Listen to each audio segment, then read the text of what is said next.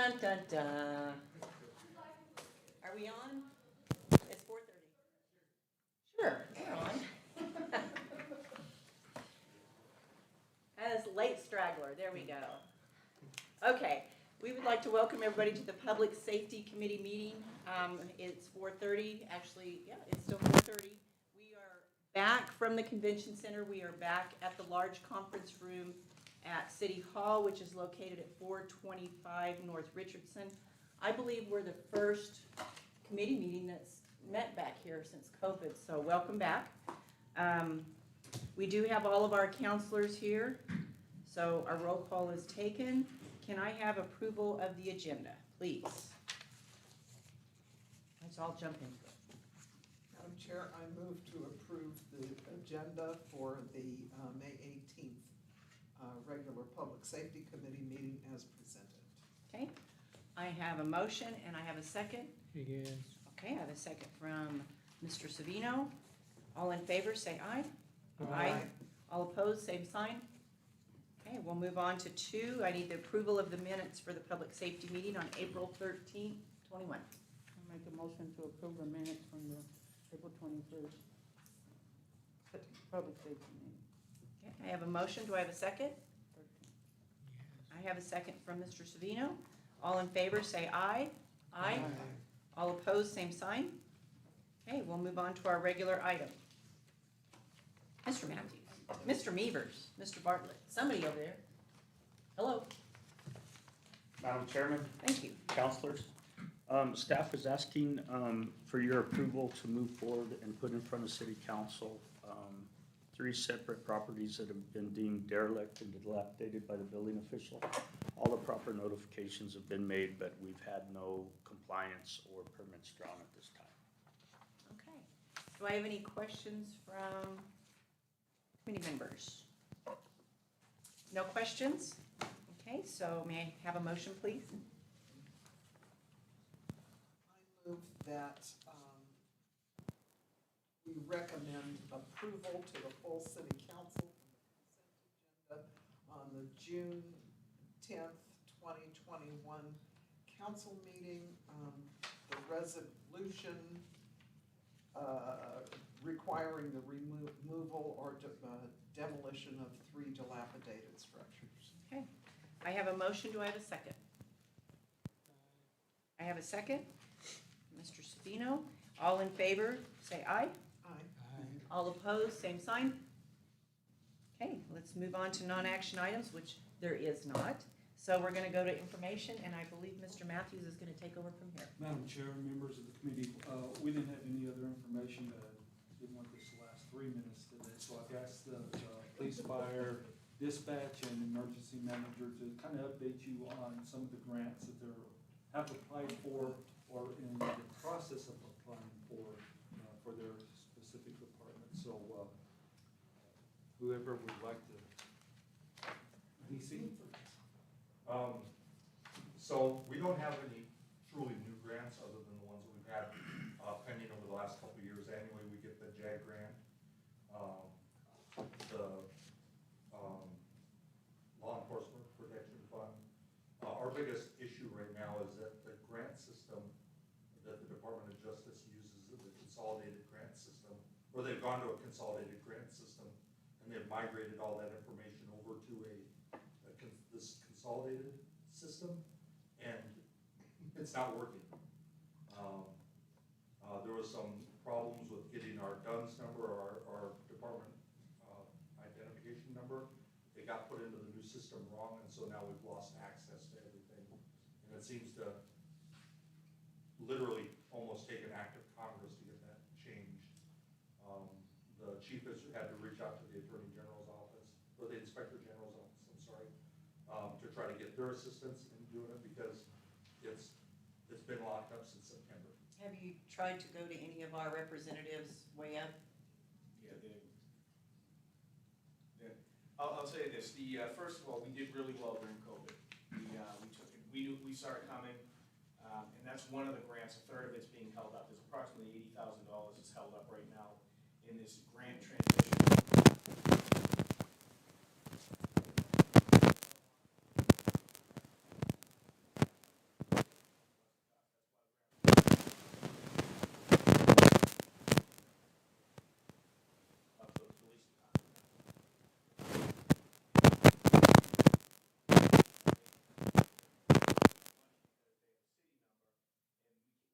was going in as a police department, and it's separated from us. But anyways, yeah, recently, I think I told a couple of city council members and Mr. Matthews, I had to reach out to the Inspector General's office, that's the oversight for the Department of Justice.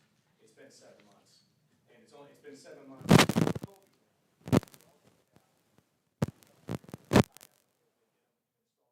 Well, the burn grant is all broken.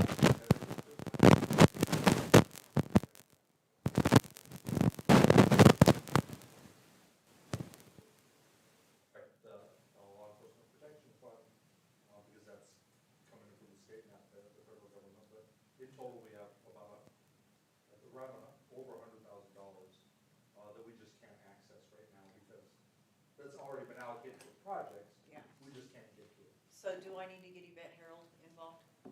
If we've tried to reach out to her, okay, but, and I had, is there a secretary I got a hold of? I actually spoke to somebody on the phone, it's the guy who's in charge, because they wanted to come down here, and they were going to the airport, and everything else. I said, hey, while I got you on the phone, you got a serious problem here with some grant money.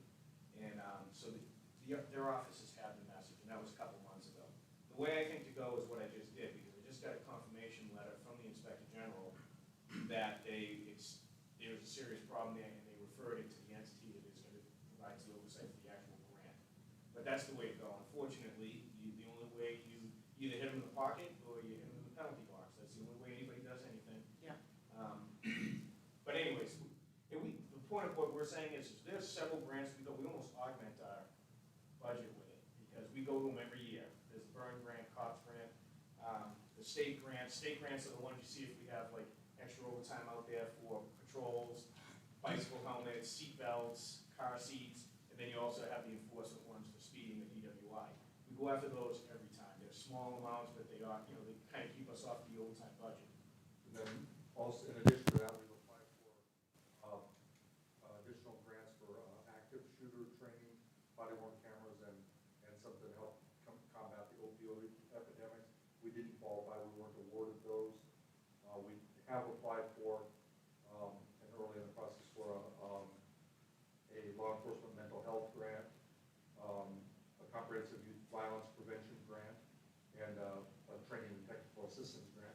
Too early to tell if we're gonna be able to qualify for those, or, but that's all what's in the process for us right now. And we did get an impromptu canine. They put in last minute, and we got it. Nice. National search, and we got a $9,000 dog for Studats. Nice. So, we're very pleased with that. What about the state training you guys in the legalization of marijuana?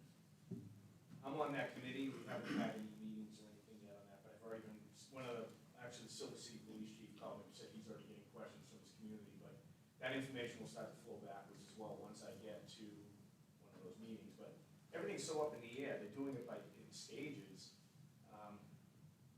I guess the first step you had to do was to legalize it, but I'm concerned by doing that because I think setting everything up, the way I roll is, and the way the police department rolls, you have everything in place before, just like when we had that meeting, city council, I have to have those things in place before I go forward. Obviously, the state government doesn't feel that way. So if they're not in place before the 29th rolls around, can you stay with the old rules and start arresting for them having it? I mean, most of us, we stay with the old rules till the new rules come out. Is that how this is gonna work? In all reality, what that law has done, it's legalized recreational possession. Okay. What my concern with it is, in the field, is that they can load a house up with it under the current language, and we can't do anything about it. If it's medical, they have restrictions how much they have, but it's recreational, it doesn't have a ceiling on it, no pun intended. But you're only supposed to be able to carry 2 ounces with you outside your house. Police officers really didn't go after that level of crime unless it was, was a problem attached to it. But so, are we gonna change the way we operate? No. And as Parker's already, provided information.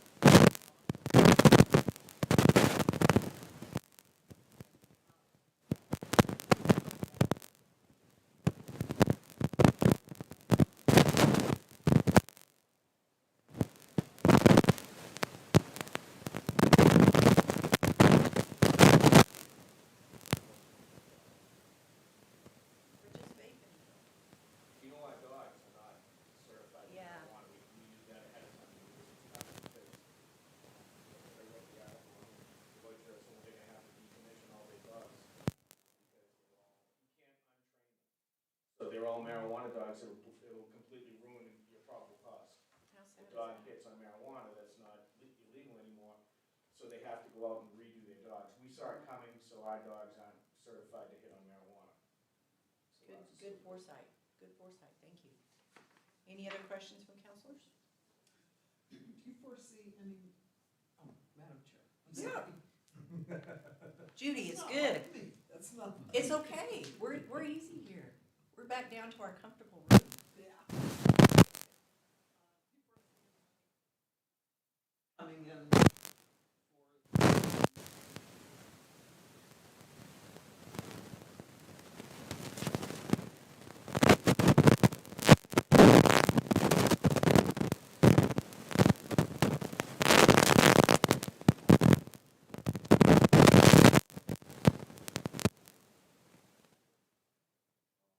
you don't know what's going to happen between now and June 30th with that.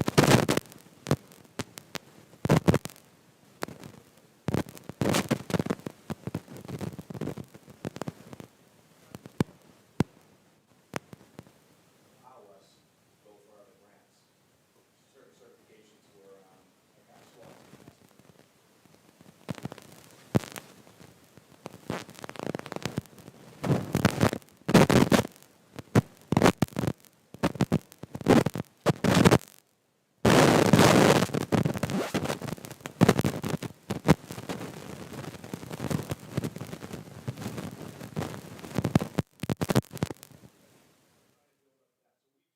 Try to anticipate ahead of time, as best we can. We have Karen's grants.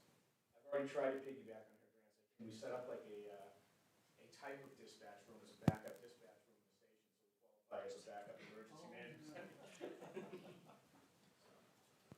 Well, keep trying. I know. Thanks. Mr. Terry? Madam Chair, Okay. pretty simple, we're tying up the 2021 fiscal year, with the state. I've got about $4,000 still coming in from the state for this fiscal year for training and things like that. The meeting for 2022 is today, where they're gonna decide on our request for the, emergency medical dispatch protocols to supplement what you approved for us to have for the EMD and the EPD. I don't foresee any problems with that. I also found out they're gonna pay for a significant amount of our training for the following year to keep up our CEUs, and I'm gonna go back to them for chairs with CEU, what they say. So, we're not in the federal pipeline. One of the federals that we applied for, we weren't awarded that. The mess with the website and everything, I just haven't tried. I'll get back on that once I see what the bug's out. Any questions? Nope. Matt, you're next. We're just going that way, is So that okay? right now, we are really, really excited. Jill and I are keeping our fingers crossed. We applied a few months ago for what we call the Jag Grant, it's a federal grant. It was, you do have to be specific in what you're applying for. But basically, we applied for, I don't remember the exact invoice amount, but it was a little over 900,000, I think. No, just shy of 900. Just shy of 900,000 895,000. to replace all of our aging SCBA air packs. Oh. And we've been working on that slowly, trying to look for grants and money to come up with to replace that. So originally, we were told basically that we should know something by the end of April. Luckily, right at the end of April, Jill and I both got an email from them wanting more information. So I take that as excellent Yes. because they wanted more information, so we're still in the running for that. So hopefully that's gonna work out. When are they awarding those? I don't know, they didn't give us another date.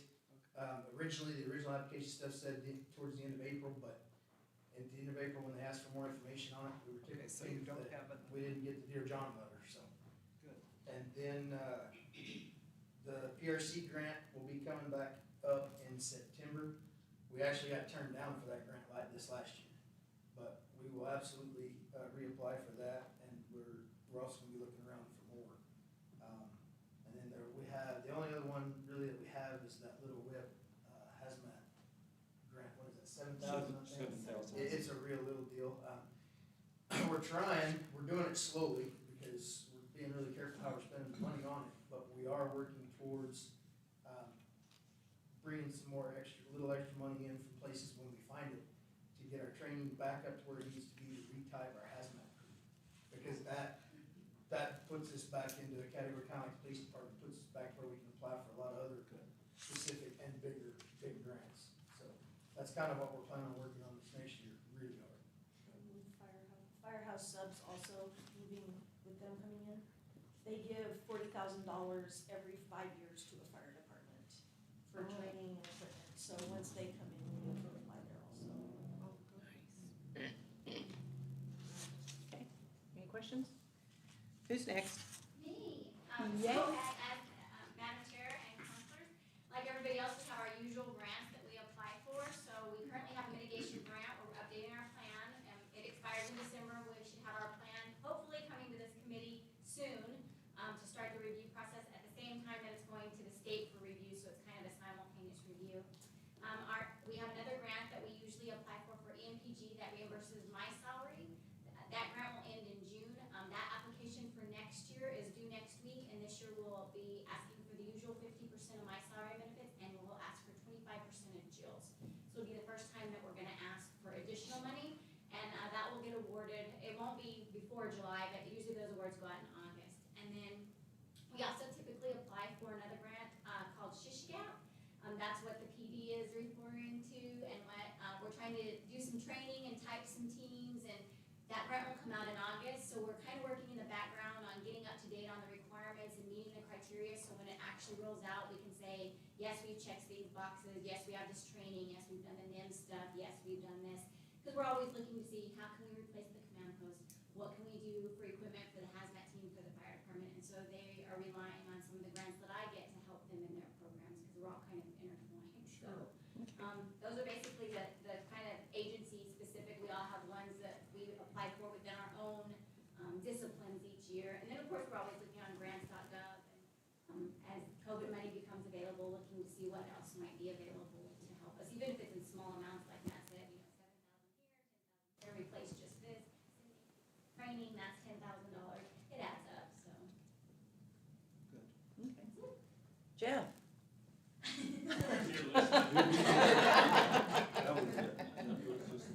Okay, just 4, okay. No, we want him. No. Really? I gotta stand in front of the camera too. Okay, so I guess that's it. You got any announcements or anything? I don't. So our next meeting is June 15th, 4:30, right here in the large conference room. All of our committee meetings now are in the large conference room. Anybody else have anything? Wasn't 6 minutes, but it was fast. And see, he walked in right at the right time. We're done. Adjourned. We need December for another meeting, so come on. Thank you, guys. I appreciate it. Thanks for your updates, guys. Appreciate it.